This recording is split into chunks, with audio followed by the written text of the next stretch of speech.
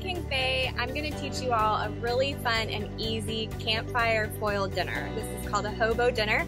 You got a recipe for it inside of your camp bundle, and this is how you're going to do it. So these are the supplies you need: a cooler, and inside your cooler you can have your meat, and I would like to recommend that you pre-package it like this. Also, you're going to need 2 additional sheets of tin foil per person. Some seasoning, I have garlic salt and I have onion powder here, a knife, a cutting board, some additional seasonings, and I really like to reuse these packets you get from restaurants. So I've got ketchup in here, I've got some barbecue sauce and some soy sauce. And then you are going to want to have your vegetables. You're also going to want to keep a hand sanitizer with you, especially if you're doing backwoods camping. There's probably not a lot of water, so you want to sanitize your hands first before you touch any of the food.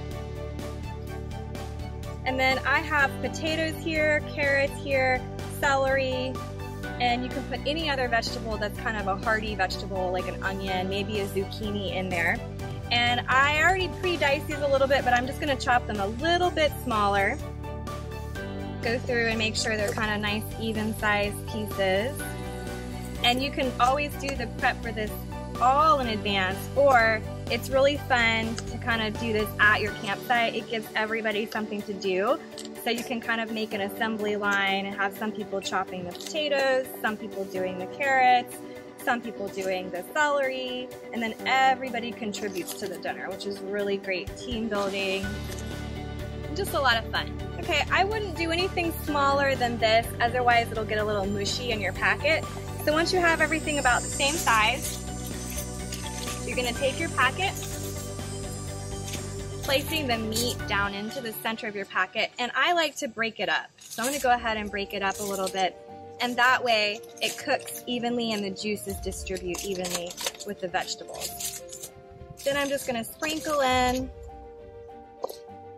the vegetables on top.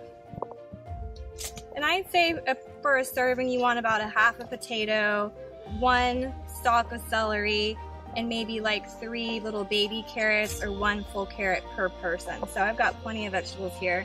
I'm gonna go ahead and add a little bit of the garlic salt, a little onion powder, maybe about a 1/4 teaspoon, and then depending on what other seasonings you want, you might just want to add that. I'm going to add this mustard barbecue sauce that I got from Sonny's, which this is my favorite, the Carolina style. And I'm also going to add the ketchup.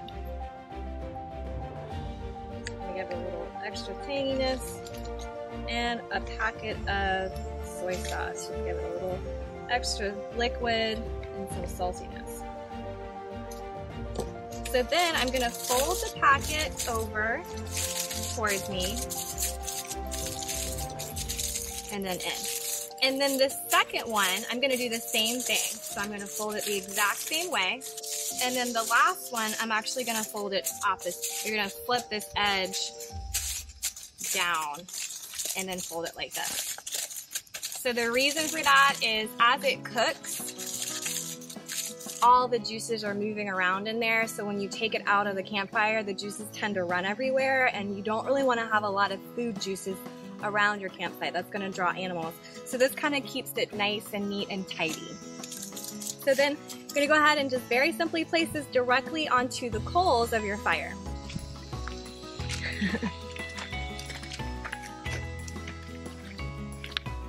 Okay, so now it's time to go ahead and put your foil packet into the fire, and I would recommend that you have metal tongs. You don't want to use ones that have plastic or plastic top, because that's going to melt if you're touching things that are very hot.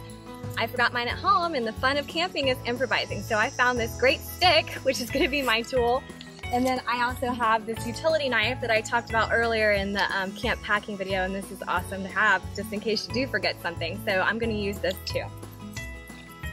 So I'm just going to spread the logs around just a little bit here, and I'm actually going to leave this area to kind of cook in, but I'm going to spread these coals out so there's no more flames, and I'm just going to place this down and push it up in here where there's a lot of heat up underneath this section.